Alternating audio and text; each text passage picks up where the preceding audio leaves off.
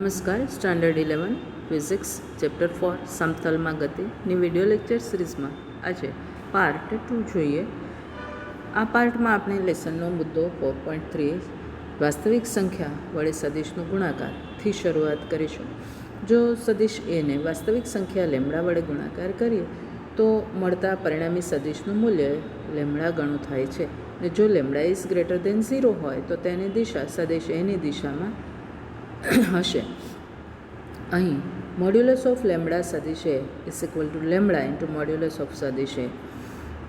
હવે સદિશ એને 2 વડે ગુણીએ તો પરિણામી સદિશ બરાબર 2a મળે. દાખલા તરીકે સદિશ એ આપણે આ રીતે રજૂ કરીએ તો સદિશ 2a આ રીતે મળે.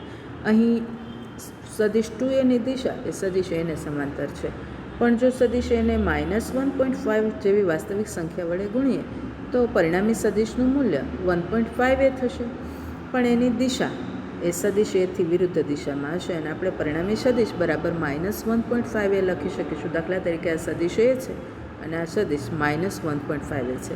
સ્પષ્ટ રૂપે -1.5aની દિશા આપણે અહીંયા સદિશ એથી વિરુદ્ધ રજૂ કરી છે. જો લેમડા એ સંખ્યા હોય, કોઈ સંખ્યા હોય તો લેમડા એનો એકમ બરાબર સદિશ એનો એકમ થશે, પણ જો લેમડા એ કોઈ અદિશ ભૌતિક રાશિ હોય તો લેમડા ઇન્ટુ સદિશ એનો એકમ બદલાઈ જતો હોય છે. દાખલા તરીકે સ્થાનાંતર સદિશ ડી બરાબર વેગ સદિશ વી ઇન્ટુ ટી, જ્યાં સમય ટી એ અદિશ રાશિ છે અને એટલે વી એ વેગનો એકમ મીટર પર સેકન્ડ હોય છે, પણ ડી એ સ્થાનાંતર છે તો તેનો એકમ બદલાઈ જાય, ડીનો એકમ મીટર થઈ જાય. ત્યાર પછીનો મુદ્દો લઈએ, મુદ્દો 4.4 સદિશોના સરવાળા અને બાદબાકી.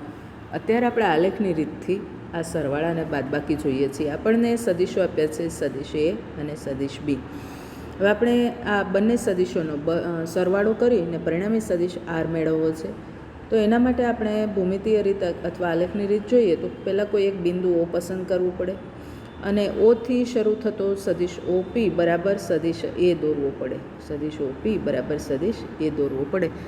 ત્યાર પછી પીથી શરૂ થતો સદિશ બી આ રીતે સદિશ પી ક્યુ બરાબર સદિશ બી દોરવો પડે. હવે આપણે સદિશ ઓ ક્યુને તૈયાર કરવાનો થશે આ રીતે. સદિશ ઓ ક્યુ બરાબર સદિશ આર બરાબર આપણને મળશે સદિશ એ પ્લસ સદિશ બી. માઇન્ડ વન થિંગ, આપણે સદિશ એ અને સદિશ બીને એ રીતે જોડીએ છીએ કે સદિશ એના હેડ પર એટલે શીર્ષ પર સદિશ બીની ટેલ એટલે કે પૂંછ આવે છે અને એને કારણે આપણને પહેલા સદિશની ટેલ અને બીજા સદિશના હેડને જોડતો જે સદિશ આર મળ્યો એ સરવાળાનો સદિશ છે. આ જ સદિશને આપણે ક્રમ બદલીને બીજી રીતે પણ ગણી શકીએ એમ છીએ. દાખલા તરીકે આપણે પહેલાં ઓને સ્થાને બિંદુ ઓ ડેશ પસંદ કરી અને સદિશ ઓ ડેશ પી ડેશ બરાબર સદિશ બી પહેલાં દોરી નાખીએ એટલે આપણને મળશે ઓ ડેશ પી ડેશ બરાબર બી અને પી ડેશથી શરૂ થતો ત્યાર પછીનો સદિશ આપણે દોરીએ પી ડેશ ક્યુ ડેશ બરાબર સદિશ એ. અને તો આપણને આ બીની ટેલ અને એના હેડને જોડતો સદિશ મળશે સદિશ ઓ ડેશ ક્યુ ડેશ બરાબર સદિશ આર બરાબર સદિશ બી પ્લસ સદિશ એ. સ્પષ્ટ રૂપે આ બંને સદિશો સમાન સદિશો છે અને એટલે આપણને મળશે સદિશ એ પ્લસ બી બરાબર સદિશ બી પ્લસ એ. આમ સદિશ સરવાળો એ સમક્રમી છે અથવા ક્રમના નિયમનું પાલન કરે છે. હવે આપણે 3 સદિશો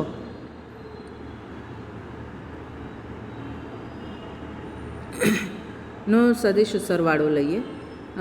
સદિશ એ પ્લસ સદિશ બી પ્લસ સદિશ સી લેવું છે. એમાં આપણે 2 રીત આખા તૈયાર કરીએ છીએ. પહેલાં તો આપણે ત્રણેયના સરવાળા માટેની ભૂમિતીય રીત કેવી છે એ જોઈએ. તો પહેલાં આપણે બિંદુ ઓ પસંદ કરશું. ઓથી શરૂ થતો સદિશ એ દોરશું. ઓપી બરાબર સદિશ એ. પીથી શરૂ થતો સદિશ પી ક્યુ બરાબર સદિશ બી દોરશું અને ક્યુથી શરૂ થતો સદિશ ક્યુ એસ બરાબર સદિશ સી દોરશું. સ્પષ્ટ રૂપે આપણને સદિશ ઓ એસ બરાબર ત્રણેય સદિશના સરવાળાનો પરિણામી સદિશ આર મળશે. આર બરાબર એ પ્લસ બી પ્લસ સી. હવે આપણે આ સદિશને 2 અલગ અલગ રીતોથી મેળવીએ છીએ. ચલો એ રીત લઈએ. પહેલી રીત લઈએ છીએ આપણે ઓપી પ્લસ પી ક્યુ મેળવીએ. સદિશ ઓપી બરાબર સદિશ એ અને સદિશ પી ક્યુ બરાબર સદિશ બી છે. તો ઓપી પ્લસ પી ક્યુ બરાબર ઓ ક્યુ, અને એટલે ઓ ક્યુ સદિશ ઓ ક્યુ બરાબર સદિશ એ પ્લસ સદિશ બી મળશે. સદિશ એ પ્લસ સદિશ બી. હવે આપણને સદિશ ઓ ક્યુ પ્લસ સદિશ ક્યુ એસ બરાબર ઓ એસ મળશે. આ સદિશ ઓ ક્યુ પ્લસ સદિશ ક્યુ એસ બરાબર સદિશ ઓ એસ મળશે. હવે સદિશ ઓ ક્યુ માટે આપણે મૂકીએ બ્રેકેટ સદિશ એ પ્લસ બી, અને પ્લસ સદિશ ક્યુ એસ માટે મૂકીએ સદિશ સી, અને એટલે પરિણામ મળશે આપણને ઓ એસ બરાબર બ્રેકેટમાં સદિશ એ પ્લસ સદિશ બી બ્રેકેટ કમ્પ્લીટ પ્લસ સદિશ સી. આને કહીશું સમીકરણ 1. હવે ત્યાર પછીનું લઈએ.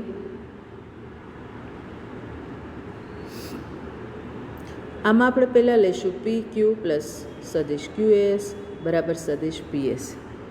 એના માટે આ સદિશ પી ક્યુ એટલે સદિશ બી પ્લસ સદિશ ક્યુ એસ પ્લસ સદિશ સી, અને એટલે આપણને મળશે સદિશ પી ક્યુ પ્લસ સદિશ ક્યુ એસ એટલે કે સદિશ બી પ્લસ સદિશ બી બરાબર સદિશ પી એસ. એટલે આ સદિશ પી એસ એ આપણને આપશે સદિશ બી પ્લસ સદિશ સી. હવે આપણે બીજો સદિશ સરવાળો લઈએ. આ સદિશ પી એસ પ્લસ સદિશ પી એસ હવે આપણે બીજો સદિશ સરવાળો લઈએ. સદિશ ઓ પી પ્લસ સદિશ પી એસ બરાબર સદિશ ઓ એસ. સદિશ ઓ પી પ્લસ સદિશ પી એસ બરાબર સદિશ ઓ એસ. પણ સદિશ ઓ પી એટલે તો સદિશ એ, એટલે સદિશ ઓ પીની જગ્યાએ મૂકીએ સદિશ એ પ્લસ સદિશ પી એસ એટલે બ્રેકેટમાં બી પ્લસ સી જે અહીંથી મૂક્યા is equal to O S. આમ આપણને મળ્યું સદિશ ઓ એસ બરાબર સદિશ એ પ્લસ કાઉન્સમાં સદિશ બી પ્લસ સદિશ સી કાઉન્સ પૂરો. આને કહીશું સમીકરણ 1. 1 અને 2 પરથી આપણને આવું સૂત્ર મળે બ્રેકેટમાં સદિશ એ પ્લસ સદિશ બી બ્રેકેટ કમ્પ્લીટ પ્લસ સદિશ સી ઇઝ ઇક્વલ ટુ સદિશ એ પ્લસ બ્રેકેટ સદિશ બી પ્લસ સદિશ સી બ્રેકેટ કમ્પ્લીટ. સ્પષ્ટ રૂપે આ સરવાળા માટેનો જૂથનો નિયમ છે. આમ સદિશ સરવાળો જૂથના નિયમનું પણ પાલન કરે છે. ત્યાર પછીનું આપણે મુદ્દો ધ્યાને લઈએ શૂન્ય સદિશ. હવે આપણે અહીંયા સમાન મૂલ્ય પરંતુ વિરુદ્ધ દિશાના બે સદિશો એ અને માઇનસ એ સદિશને ધ્યાને લઈએ અને બેયનો સરવાળો કરીએ સદિશ એ પ્લસ સદિશ માઇનસ એ, તો એનું મૂલ્ય આપણને શૂન્ય મળશે અને આપણે એને શૂન્ય સદિશ 0 વડે દર્શાવીશું. Therefore we have સદિશ એ માઇનસ સદિશ એ ઇઝ ઇક્વલ ટુ સદિશ 0, અને આ શૂન્ય સદિશનું મૂલ્ય શૂન્ય થશે. દાખલા તરીકે આ સદિશ એ છે તો આ સદિશ થશે માઇનસ એ, અને હવે આપણે જો સદિશ એ પ્લસ સદિશ માઇનસ એ લઈએ તો આ સદિશ એ પ્લસ સદિશ આ માઇનસ એ, અને પરિણામ આપણે ફરી પાછા મૂળ બિંદુઓ પાસે આવી ગયા એટલે મૂલ્ય શૂન્ય થયું, અને આ પ્રકારની ગણતરીને આપણે શૂન્ય સદિશ કહી શકીએ. આ શૂન્ય સદિશ એ તટસ્થ ઘટક તરીકે આપણે વ્યાખ્યાયિત કરેલું સદિશ છે. સદિશ એ પ્લસ શૂન્ય સદિશ બરાબર એ થશે, ને લેમડા ઇન્ટુ શૂન્ય સદિશ બરાબર શૂન્ય સદિશ થશે, ને 0 ઇન્ટુ સદિશ એ બરાબર પણ શૂન્ય સદિશ થશે. હવે આપણે આનું ભૌતિક અર્થઘટન જોઈએ તો આપણે આગળ પસંદ કરેલો આ ગતિમાર્ગ એમાં આપણે લઈએ સ્થાનાંતર સદિશ આ રીતે પીથી પી ડેશનો સદિશ એ તરીકે. હવે સ્થાનાંતર સદિશ પી ડેશ બરાબર સદિશ એ મળશે, પણ આપણે જો પી ડેશથી ફરી પાછા પી પર જઈએ તો ફરી પાછા આપણે મૂળ બિંદુ પી પાસે આવીએ છીએ, અને એટલે અહીં થતું સ્થાનાંતર શૂન્ય થાય. હવે સદિશોની બાદબાકી અંગે પરિચય મેળવીએ તો આપણે સદિશ એમાંથી સદિશ બી બાદ કરવો છે. એના માટે આ સદિશ એ પસંદ કરીએ અને આ રીતે સદિશ બી પસંદ કરીએ છીએ. સદિશ એમાંથી સદિશ બી બાદ કરવો એટલે સદિશ એમાં સદિશ માઇનસ બી ઉમેરવું, એટલે હવે સદિશ બી માટે એનો વિરુદ્ધ દિશાનો સદિશ માઇનસ બી આ રીતે મળશે. હવે આપણે એ માઇનસ બી ગણવા માટે એ માઇનસ બી બરાબર સદિશ એ પ્લસ માઇનસ સદિશ બી લેવું પડે. આપણે પહેલાં તો કોઈ એક બિંદુ પસંદ કરીએ છીએ, આ બિંદુને આપણે બિંદુઓ કહીએ, ત્યાંથી આપણે સદિશ એ દોરવો પડશે. તો આ રીતે સદિશ એ દોરીએ, પછી બાદબાકી કરવી છે એટલે ત્યાંથી સદિશ માઇનસ બી દોરવો પડશે. તો આ રીતે સદિશ માઇનસ બી દોરીએ અને આપણને પરિણામી સદિશ મળે આ રીતે, જેને કહેશું R2 બરાબર સદિશ એ માઇનસ બી. એમ જો એ પ્લસ બી ગણવું પડશે હશે તો આપણને આ રીતે મળશે.